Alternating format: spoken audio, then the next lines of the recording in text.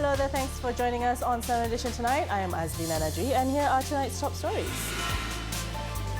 Prime Minister saddened that Malay gatherings are labelled as racist. Families allowed to meet LTTE detainees for Deepavali. And a series of failures found to be cause of Lion Air Boeing 737 crash.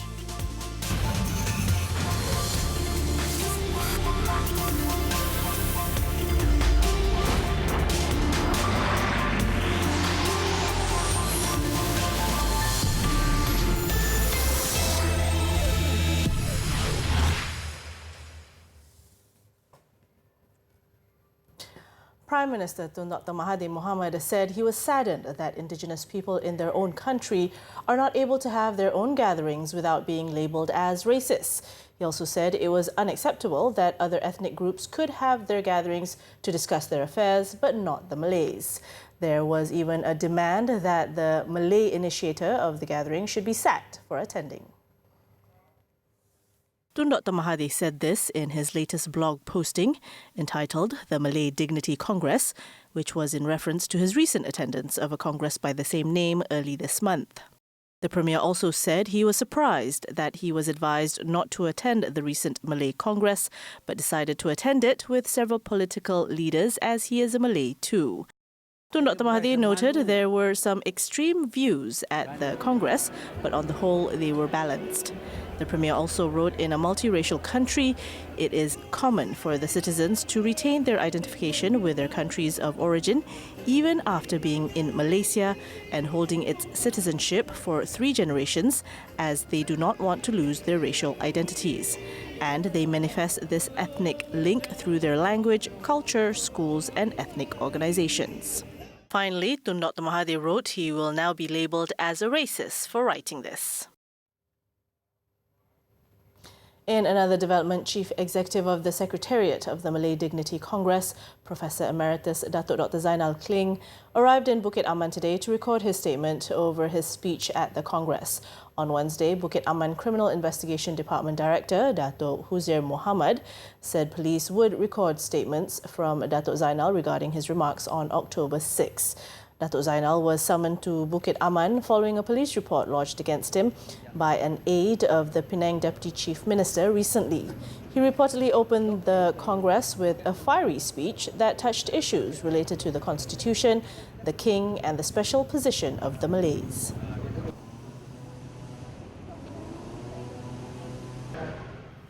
In other news, Malaysia will open an embassy accredited to Palestine to extend aid to the Palestinians more easily. Prime Minister Tun Dr. Mahathir Mohamad said due to Israeli opposition to opening an embassy in the occupied territories, it will be based in Jordan.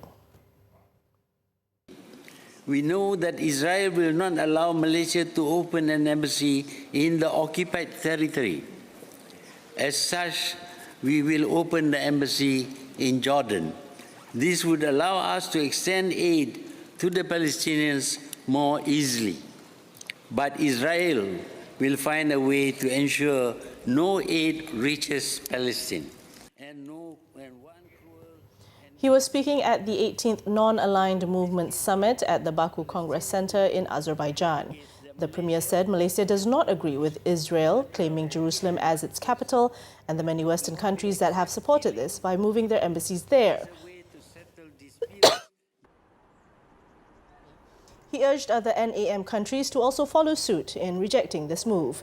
In his speech, Tun Dr. Mahathir also called on the members of NAM to stand united to show that they are not lackeys of bullying and arrogant nations.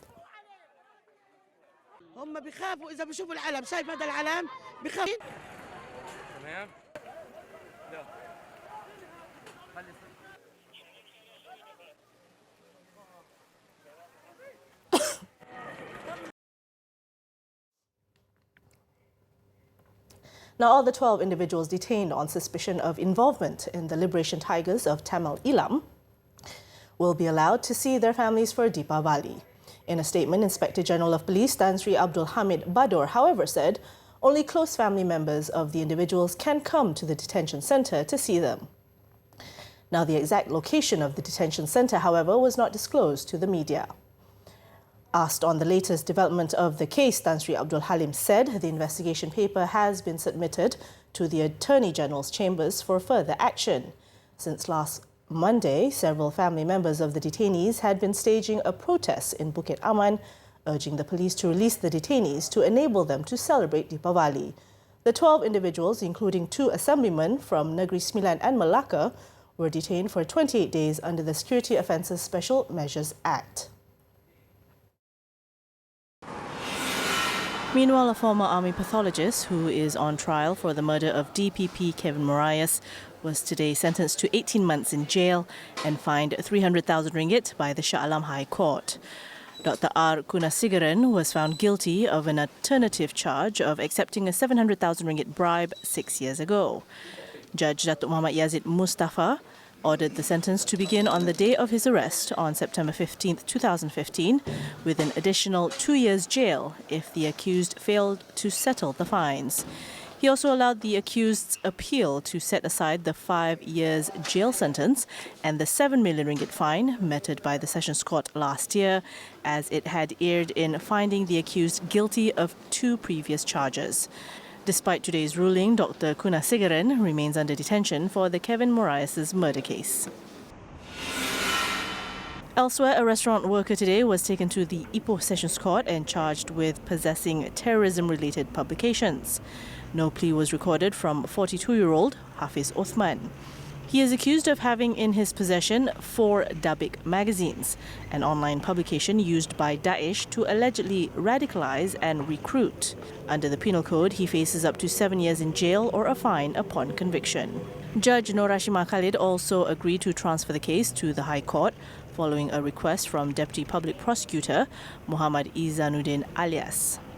Hafiz was previously charged in the Sepang Sessions Court with having gone to Sinai, Egypt, with the intention to carry out terrorist acts. The offence is punishable with a maximum 30 years in jail. A 57-year-old woman and 2 men aged 19 and 33 were arrested yesterday after police found a live grenade in their car. The suspects turned aggressive during an inspection, which led to their arrest. Now, besides the grenade, 2 machetes and 2 rattan sticks were discovered under the seat and in the car's boot. A bomb disposal unit was called in and the grenade was detonated in an open field at an oil palm plantation. The 3 suspects have now been remanded.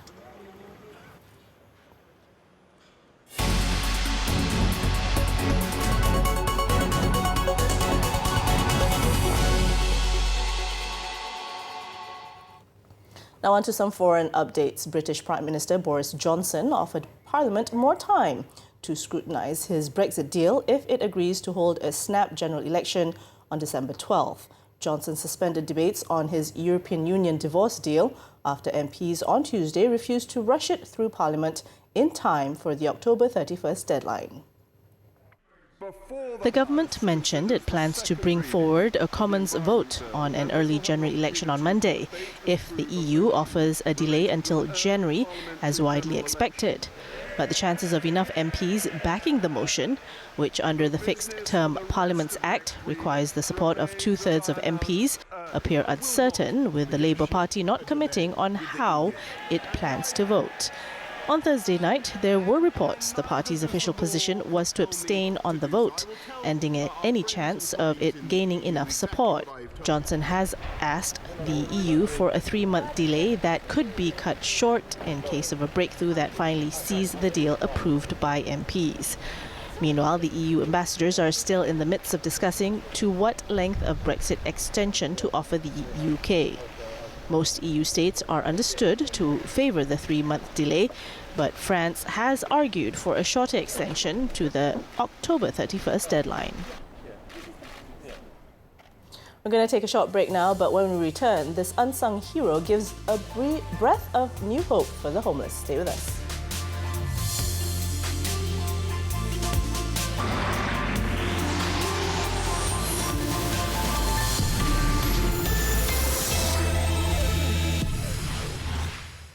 Thanks for staying with us now. An official report said a series of failures led to the crash of the Lion Air Boeing 737 MAX in October last year, which killed 189 people.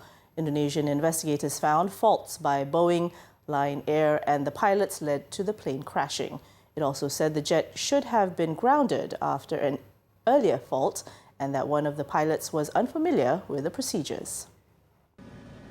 The report found 31 pages were missing from the plane's maintenance log. Published on Friday, the report suggests that a crucial sensor, which had been bought from a repair shop in Florida, had not been properly tested. Indonesian investigators have previously said mechanical and design problems were key factors in the crash of the Lion Air plane. They highlighted issues with the aircraft's new flight control system. Boeing is under scrutiny over how much and when it knew about the problems. The entire global fleet of 737 MAX aircraft were grounded in March after the model was involved in 2 fatal crashes in 5 months. Boeing has said it expects the 737 MAX to resume flying before the end of the year.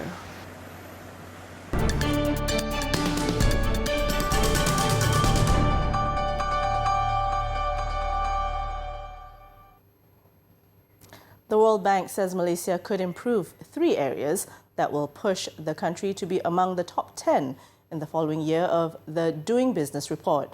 The 3 areas include improving its credit, enforcing contracts, and resolving insolvency. Its senior economist said the target could be achieved considering its current pace and agenda set by Pemuda and the Malaysia Productivity Corporation MPC. And so reforms are very difficult. And they take time to implement. And so I think, we're very encouraged with the pace of reforms that the government has undertaken. And so, it remains to be seen. I mean, I hope that they continue their pace and their agenda of reforms, and then hopefully they'll be implemented. And then the Doing Business, recognizes implemented reforms. The report has ranked Malaysia in 12th position with a score of 81.5 amongst 190 economies worldwide, from the 15th spot the previous year. He, however, warned the government not to be complacent with the current improvement of the ranking, as the country's performance does not only depend on Malaysia, but also on external headwinds.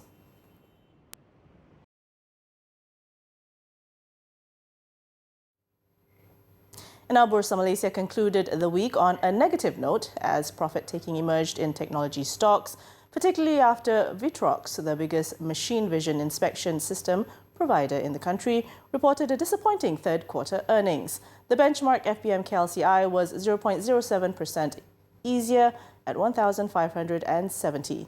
Onto stocks to watch. Malaysia Marine and Heavy Engineering Holdings Berhad's operating visibility continues to improve and earnings are turning around. Valuations are inexpensive and the company is in a net cash position, which makes it a compelling buy amid the expectations for a turnaround in the financial year 2020. Next, Syarikat Takaful Malaysia Keluarga Berhad's 9 months 2019 net profit was above expectations, accounting for 80% of its full-year forecast. The outperformance mainly came from higher than expected gross earned contributions. Last but not least, financial year 2019 is shaping up to be a good year for BIMB Holdings Berhad's 59% owned Syarikat Takaful Malaysia Berhad, but growth is expected to taper off from financial year 2020 onwards.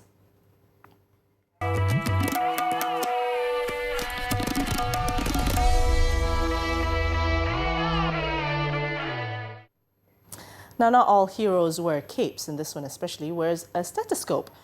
Dr. Madhusudan Shanmugam, commonly known as the Teddy Bear Doctor, is an inspirational volunteer who has been making a difference in our community by providing free health service for the homeless.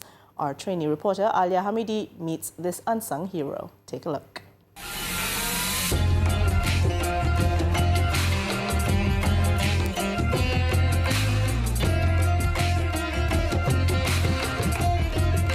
Most of people know Madhusudan as a teddy bear doctor who has been providing free healthcare for the ones in need and the less fortunate and the homeless. So today I am here to witness him and his team helping the ones in need.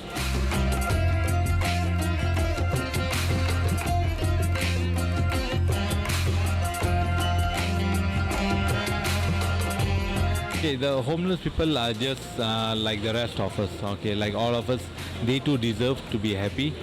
Okay, they do. Most of them feel that they are being neglected. So, what we are doing is we want them to feel, we want them to know that there is people out there who really cares for them, who will take the initiative to help them if they are in any trouble. So, that's one of the things that inspired me to carry on doing this, inspired me to do this for the homeless. My biggest challenge so far in running this free clinic was only the initial period where the funding was everything coming from my own pocket, from my friend's pocket, the co-founder, Alfred. And so what we used to do is most of the medications I used to take it from my own clinic. Okay, I knew that there will be a point of time that the funds might go into zero, then I might not be able to carry on with the mobile clinic. Okay, instead of working in the hospital, okay, I prefer doing this because there are so many doctors out there in the hospital, okay, who is busy saving lives, but there are these communities, poor communities, that also requires medical attention. Some of them who may not be able to go to the hospital. So we want to be the first step. Talk to them and initiate the treatment. As I know that there are many other groups who have followed our footsteps. Okay, it's difficult for us to run the mobile clinic elsewhere, but if we are able to encourage even another person to do what we are doing, that's itself a biggest achievement for us. Hello, we from Teddy Mobile Clinic would like to wish all of you a happy Deepavali. Remember, be kind to one another. Thank you.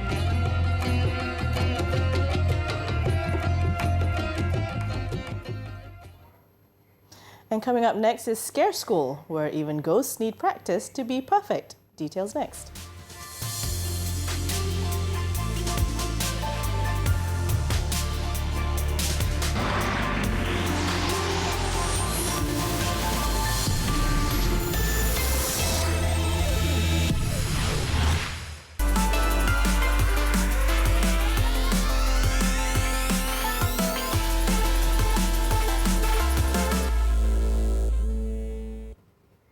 The season for spooks and thrills is back, and what better way to celebrate Halloween with some spine-tingling nights of fright. But did you know that the scare business is a serious business? More often than not, scare actors actually need to go to scare school to provide you a truly horrifying experience. Recently, we sent out our trainee reporter Alia Hamidi for a lesson on the art of fear and fright. So pack your bags, scare class is now in session.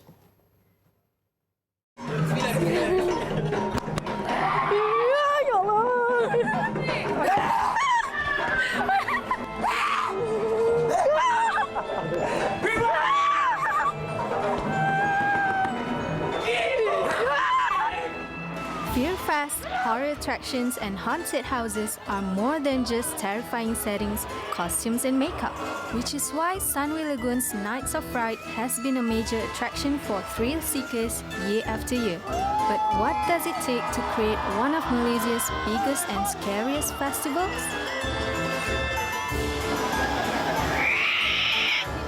To ensure the maximum thrills and screaming pleasures for the visitors, these ghosts and ghouls actually attended the scare school where they train and polish their scare skills in a variety of ways. To join the school, candidates first need to prove whether they have what it takes to become a scare actor through an audition and a grueling filtering process. The chosen ones are then brought into workshops where they are taught various elements to fully embody their hair-raising personas. We do a lot of physical drills, so a lot of moving, a lot of running around, getting them using their bodies and aware of how they can move their body to impact the audience. We also look at our voice and how we can use our voice as an extra element of our scare.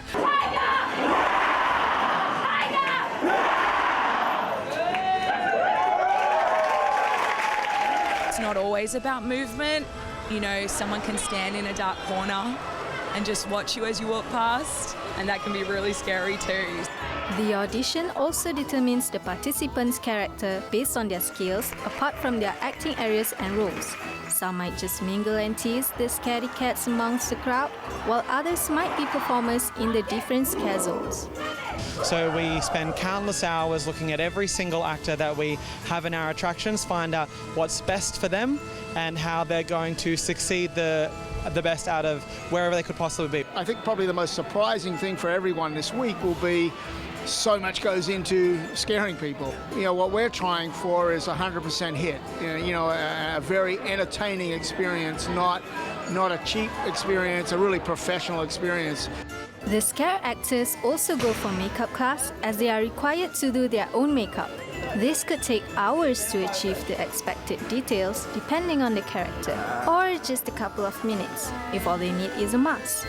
As for costumes, there are at least 250 pieces prepared for the scare actors, a job that is definitely not for the weak. So what's in it for these people, and why are they so keen to become part of this horrid, creepy bunch? I joined Scare School because I actually like a lot of this demonic horror stuff. So this is a very interesting experience to actually, be able to scare people instead of being the scarer this time. The reason why I joined a Scare School is because I'm a performing arts student myself. So I feel like it's a great opportunity to join a big project like Nights of Fright as a scare actress. It's about, stepping out of the comfort zone and believing in myself. But what if these actors get punched or manhandled by startled guests? The most difficult part is, of course, trying not to touch the customers, because that's what the #1 rule of Scare School is: do not touch the customers. So it's very difficult, as in you have to always be prepared that whatever you're wearing should not be able to touch the next person. So that's the most difficult thing. It's interesting seeing all the different ways our audience respond. Some people laugh, some people cry, some people run away, some people stand still, and occasionally you will get someone who will, react physically. So our actors are trained to, when they scare someone, come in and then quickly retreat, so they're never in a point of danger. Some 40,000 visitors are expected during the event, with over 300 scare actors placed all over the theme park. For the faint-hearted, aka the sissies, be warned.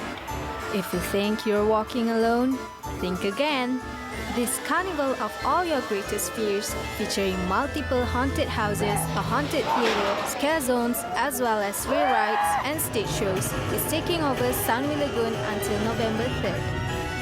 Boys and Ghouls, the Night of Fright has returned, and it's even spookier than ever. So, if you're looking for something to face your fears, or if you're a horror fan, then this is the place. Hope you have a stomach for it. Halia Hamidi, 7Edition.